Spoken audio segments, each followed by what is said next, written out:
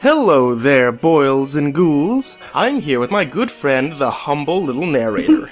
And we're going to be playing a fun little haunted house game before we get started today. Sound good? That sounds great. Alright, if I can go ahead and just take your glasses from you there. Thank you. Now we'll just get this blindfold into place. And if you're ready, I'm going to be sticking your hand into a bowl full of eyeballs. Ugh. And this one is intestines. Okay. And here we have a severed human head. Oh my god, this feels so real. Where'd you get all this? Where else? The old-fashioned way. Ugh. And here's a story that makes sure that you're all grossed out as well. It's one from our favorite author, Slimebeast. Tonight's Creepypasta, Whimsywood.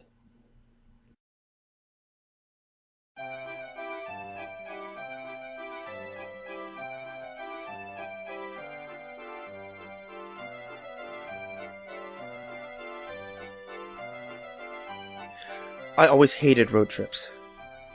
I'm not using the term hate lightly. I've always absolutely hated long car rides, especially as a child.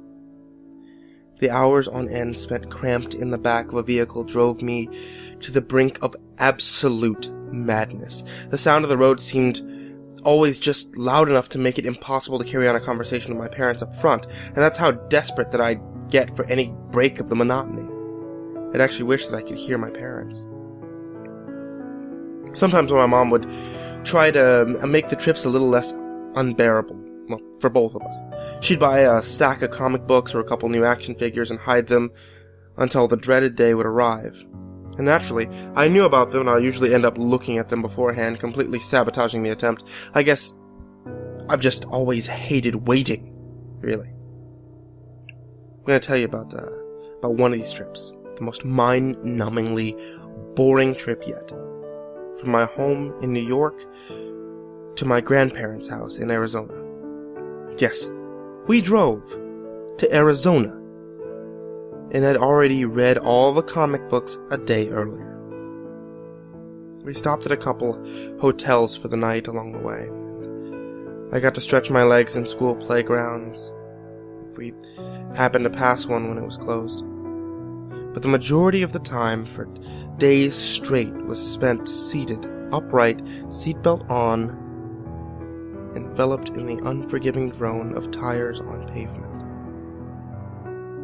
I don't even know what state we were in when I saw the first billboard. It was a weather-worn, paint-peeling, almost covered by overgrown trees, something largely unremarkable except for the image of it.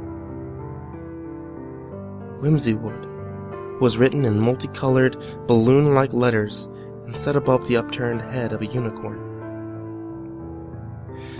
As we whipped past the sign, I could barely catch the small text below the mythological creature's image.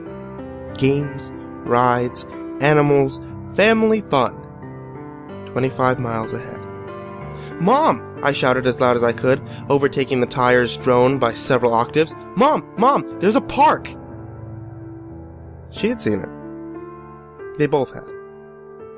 My father, driving, took his eyes off the road for a split second as the two exchanged an unsure glance. It was a look I understood despite having never seen it before. They didn't want to stop there. "Mom!" It must have sounded incredibly pathetic, even though I wasn't trying, because she turned back with a smile. "Okay," she said, "if it's open, and we'll see how much it costs to get in." That was all I needed to hear. Now I was bouncing in my seat, utterly enthused. I just felt renewed, sharper, and more alert after the stagnation of endless highways.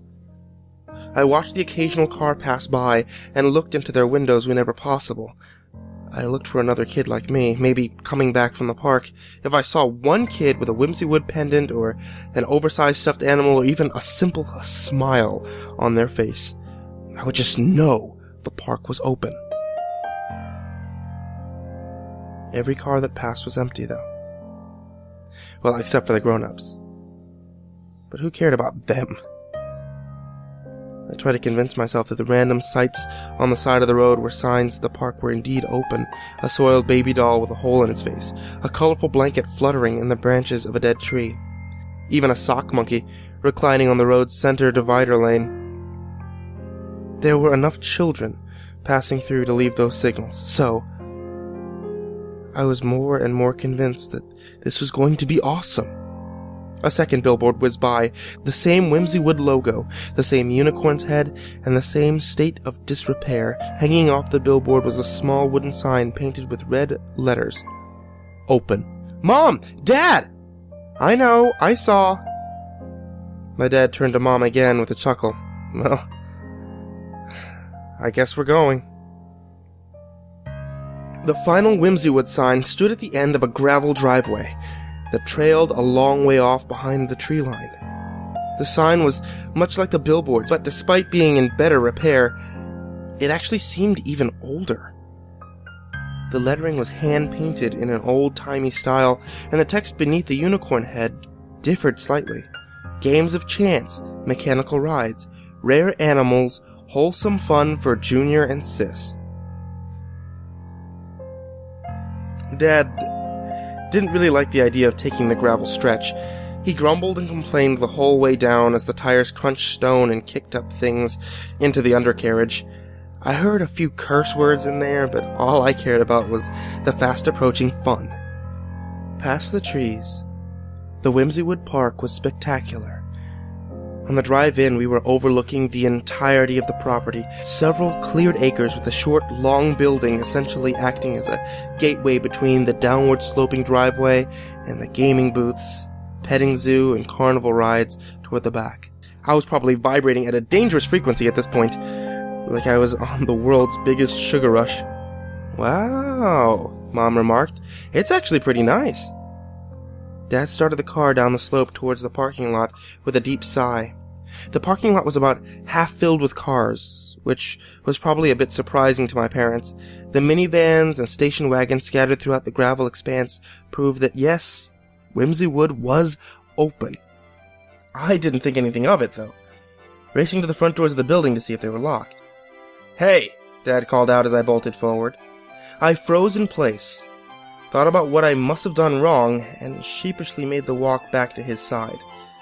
Together, the three of us approached the building. More waiting.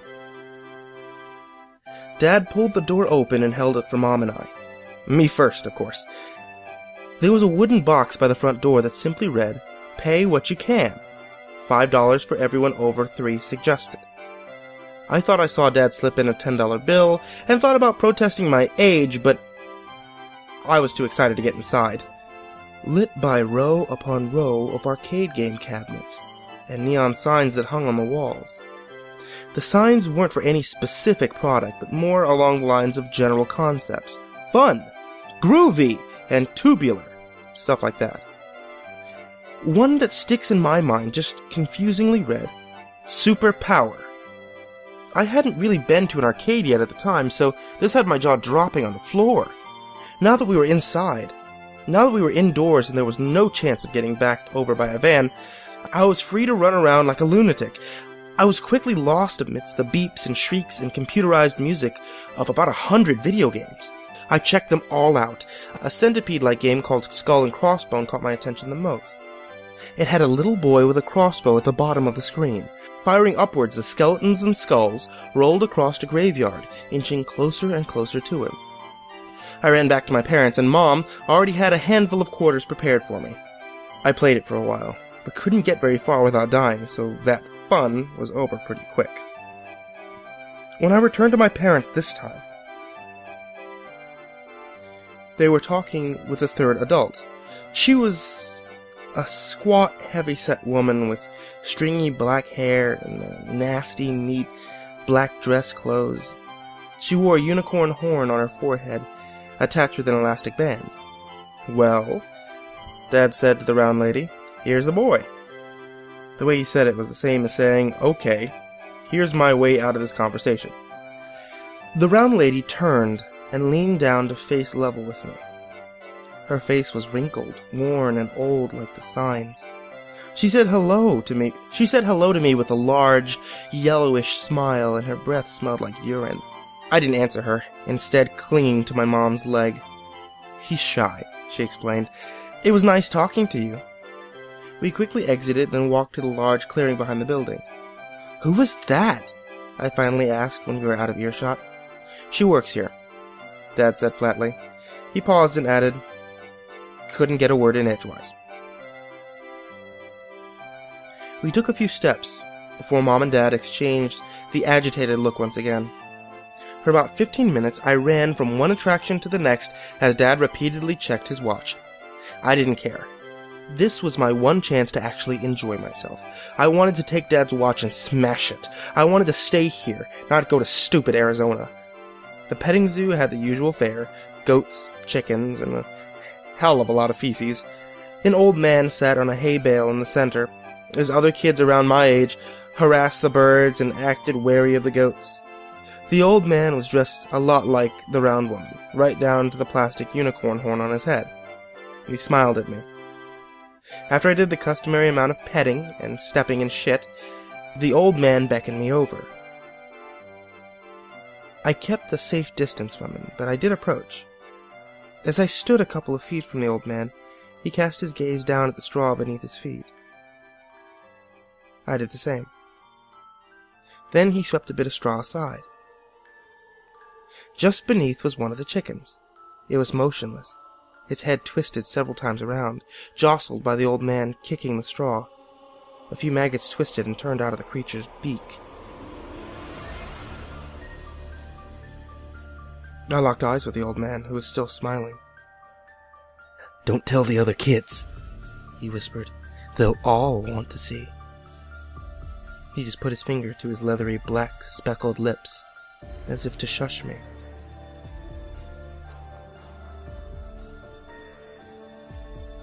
I always loved animals, and even if I hadn't, this would have still been disturbing. I ran back to my mom with such an awkward gait that she instinctively knew to kneel down and catch me as I reached her. "What?" she asked. "What is it?" "There's a dead chicken." "Oh. It was under the straw by the man." "Well, I'm sure he'll get rid of it.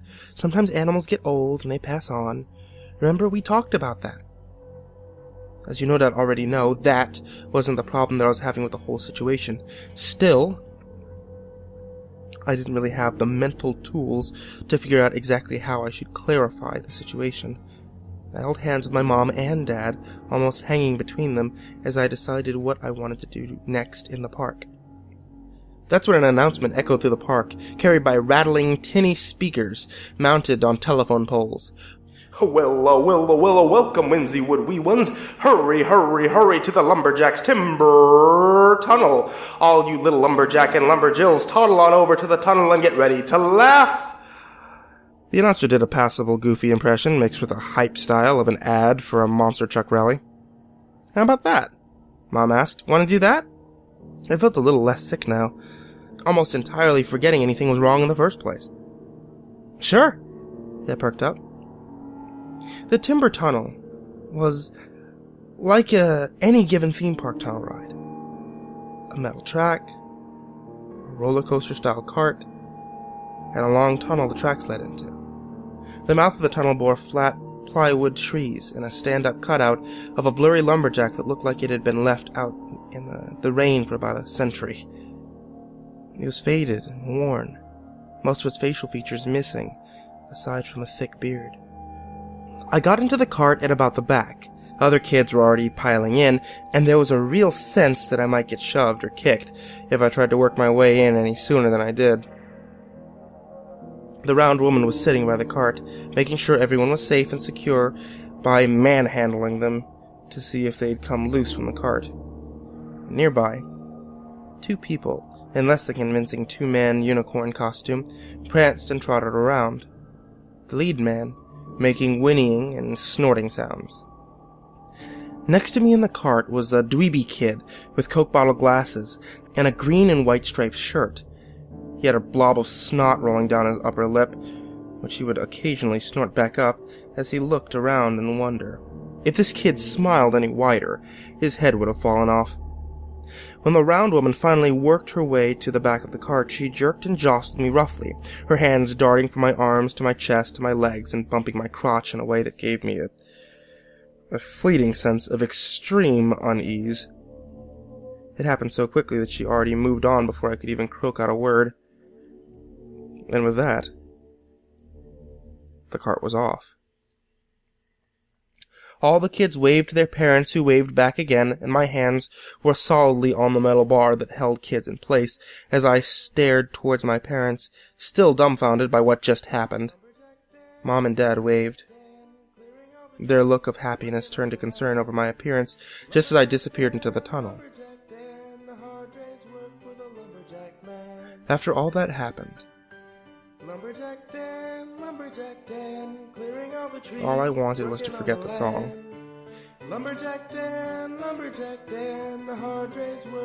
It issued from unseen speakers over and over again with no variation. It was set way too loud, and a couple of kids ahead of me clasped their hands over their ears, most just laughing as one said, "It's not bad, you guys are gay."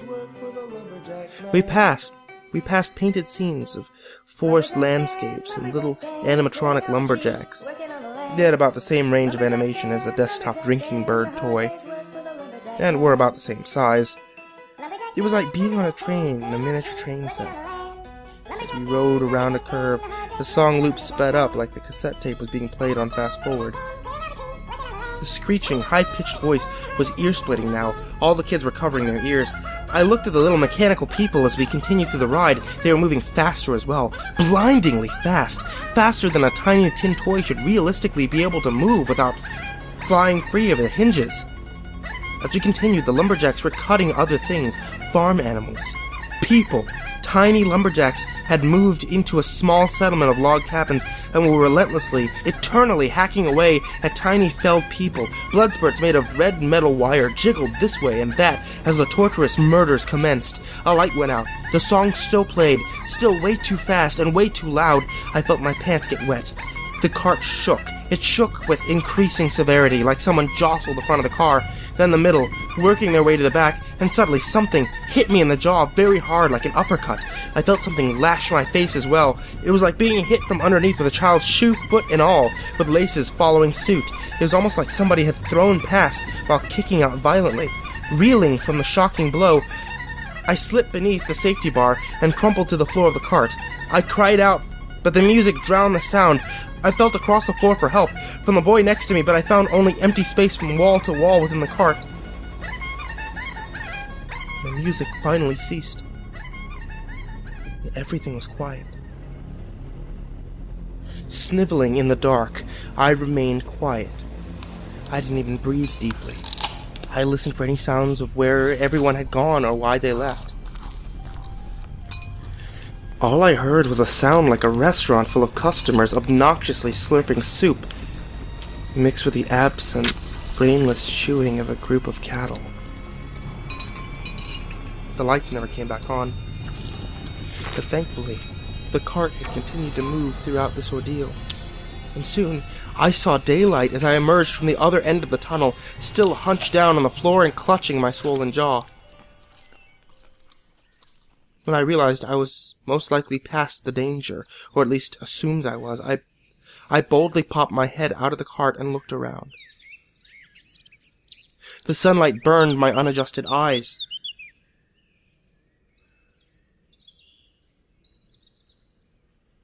I was alone. I don't mean I was alone in the cart, though I was, but rather there was absolutely nobody around. Not a single parent was there to greet anyone coming off the ride. The cart was still moving when I rolled myself over the side and landed on the ground hard. I was frantic at this point, nearly crying.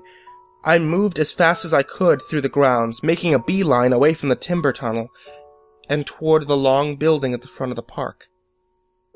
The petting zoo was empty except for the animals. Everything was empty. The game booths displayed unguarded prizes. The other rides whirred and click-clacked with no passengers and no operators. As I moved through the arcade building, I made sure to stop at each row of cabinets to see if my parents had come in there for some unknown reason. It was just as desolate as the rest of the place. When I reached the parking lot, that's when relief finally washed over me. There was my mom and dad walking toward our car, and the other parents here as well, doing much the same. "Mom!" I called. "Dad!" Nothing. Not even a hesitation in their step. "Mom!" I repeated in a desperate tone, and when I caught up to them, I slipped between them and took their hands again. Both gasped in shock and looked down at me as if some sort of otherworldly creature had suddenly grabbed onto them. "Hey!" "Hey," Mom said, almost as if she was remembering something from far away in the past. "Hey, where were you? Mom!" I started bawling at this point. "Mom, I was in the tunnel! You left me in the tunnel! Where are you going?" "Tunnel," she repeated, seemingly mystified. "The tunnel." Dad grinned at Mom. "We left him in the tunnel!" He was making fun of me, acting like I wasn't making any sense, and like I was doing it on purpose. It made me so mad I could actually hear my own pulse. "Dad, you did!" I never convinced them. To this day, I never convinced them of any of it. Even though we all got into the car and drove up the slope of Whimsywood, 10 seconds later they acted like they had never heard of the place. They acted as if they had no interruption in the trip. Mom even said I dreamt it. We were right in the middle of talking about Whimsywood. She had just said it seemed like a nice place, even if it had been a bit run down, and the next moment she was talking about it being something I dreamt. I watched another car behind us that had just come from the park, without the child that had been riding along less than an hour earlier. Out of the passenger side window came a stuffed rabbit, a juice cup, a coloring book.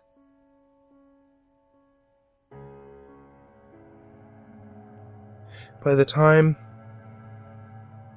that we had reached Arizona, the combination of my parents' insistence that I dreamt it all, combined with the monotony of the remaining trip, had me worn down. I really started considering the idea that it hadn't been real. I almost had myself fooled until the trip home.